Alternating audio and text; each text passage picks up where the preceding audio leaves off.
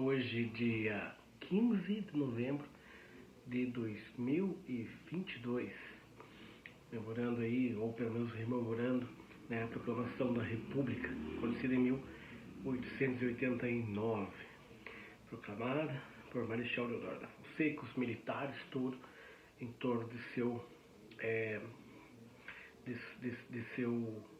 sua articulação, né? Os militares chamados militares da taberna e também os militares mais intelectualizados que pensavam, né, os ideais para o Brasil a partir de então. Uma república que vinha renovando e contrastando com o segundo reinado, o mais longevo da história do Brasil, que é o de Dom Pedro II, que já fazia 49 anos que estava no poder. A própria imagem, né, do Dom Pedro II, já bastante idoso e cansado, mostrava, ou pelo menos era demonstrado pelos republicanos, para nos enfatizar como que o sistema monárquico estava já desgastado, bastante cansado, e era necessário uma nova opção. Aí veio a República. Bom, a República, nós podemos, e nós costumamos fazer isso, de dividi-la em momentos distintos.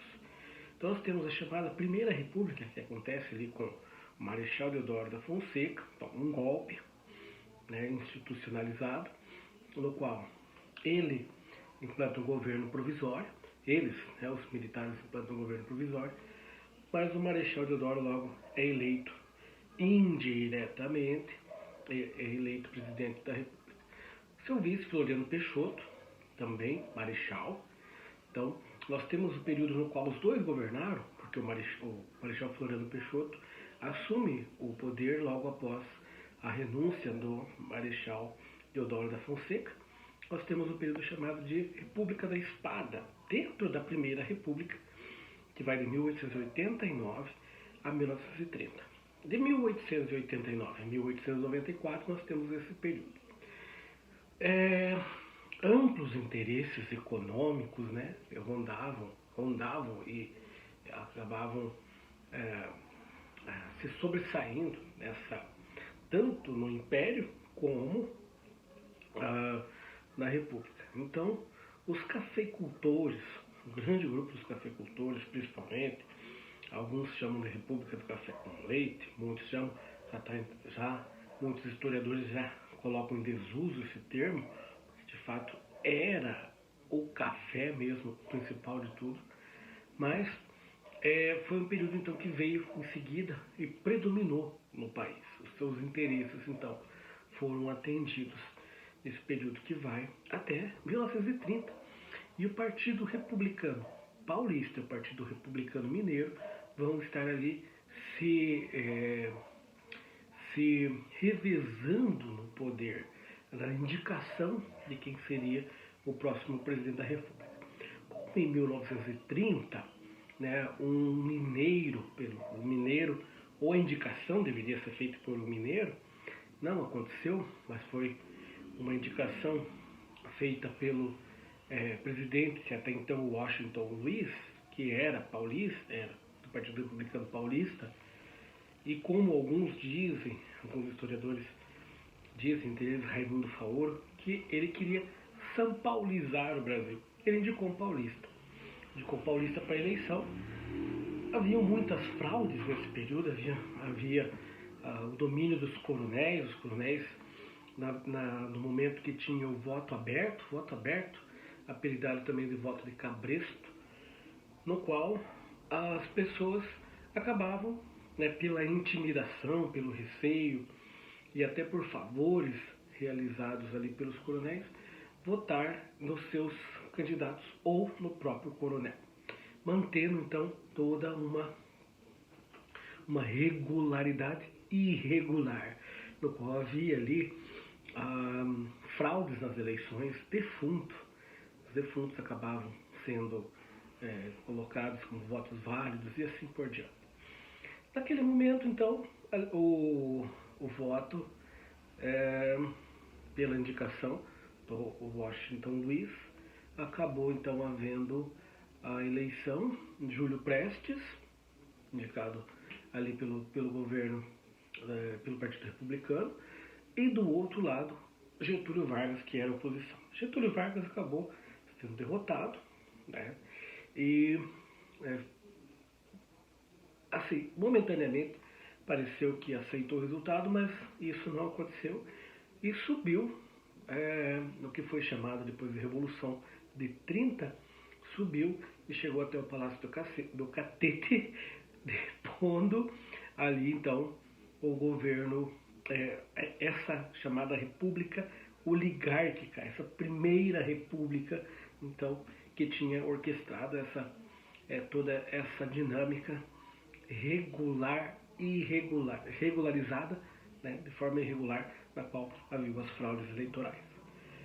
A partir daí vem então a chamada Era Vargas, que vai de 1930 a 1945. É um período no qual Vargas coloca um governo provisório. Esse governo provisório, logo, a pressão leva a uma eleição porém indireta, em 1934, com Vargas eleito.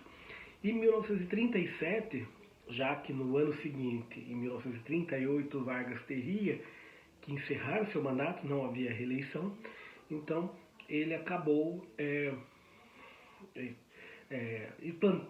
colocando uma fake news ali, espalhando que o comunismo iria ser implantado, que a União Soviética estava programando e orquestrando um golpe aqui no país, e ele precisava permanecer para evitar, o chamado Plano Cohen. E junto com o Plano Cohen ele está então o Estado Novo, ou seja, uma ditadura. Essa ditadura vai durar até 1945, quando os ditadores são derrotados na Segunda Guerra Mundial. E, curiosamente, o Brasil, como aliado, né, dos países que saíram vencedores, com um ditador. Então, há uma exigência para que esse ditador seja deposto imediatamente.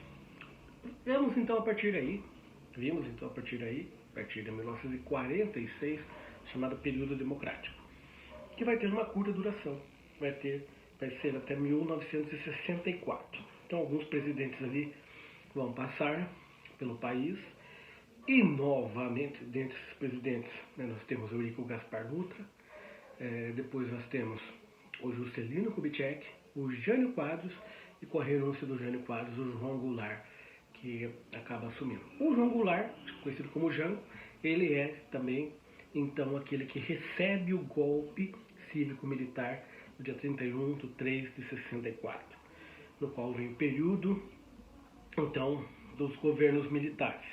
Nós temos os 5 presidentes militares que vão governar o país até 1985, quando começa o processo de redemocratização. Temos uma eleição, na qual essa eleição ainda é uma eleição indireta, pelo colégio eleitoral. Quem é eleito é o Tancredo Neves, que acaba não tomando posse, não assumindo, assume o seu vice José Sarney.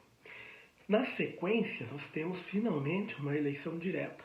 Os brasileiros puderam voltar a eleger seu presidente e elege Fernando Collor de Mello, que passa por um processo de impeachment, assumindo então em 92 o Itamar Franco. Em seguida, destacando bastante do governo Itamar Franco, o Fernando Henrique é eleito presidente da República, e já com a aprovação da reeleição ele acaba sendo reeleito.